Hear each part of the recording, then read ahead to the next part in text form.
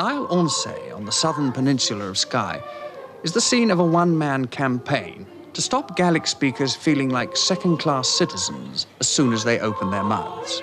Hadwn gos smyach Sabhal Mòr Ostaig, gynna fi smyach Iain Nobel. Ys at choleis yn iach sy'n fan nynnu, ffwch yn adyn nhw hyn edrych hwta.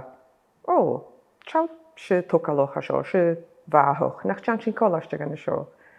Hier trainen heb ik maar meer Iain door ze kunnen geregeerd als een huisaste. Eigenlijk hoe je het is moeilijk na mijn college jack in hier zeg Ostaig eigenlijk een Tsjechisch en een Gaelic.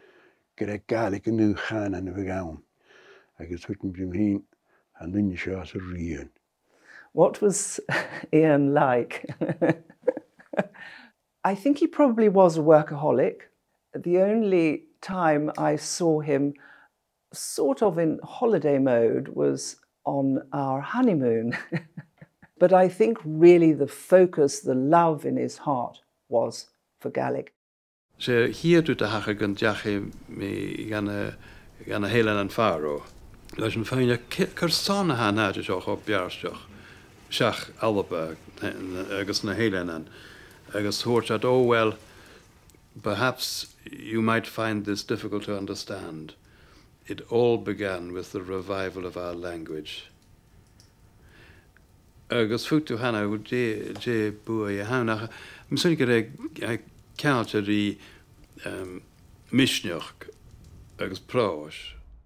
When the flagship building of the new campus was named after Iain, I did feel really, really happy. It gave me a real sense of joy. Sort of quite emotional, really, because I had seen really how much he put all his effort to the future of Gaelic, and I did feel very touched and really happy about that, I must say. The starting of the college, it was an impossibility. It was a challenge beyond practicality, and yet look what it is now.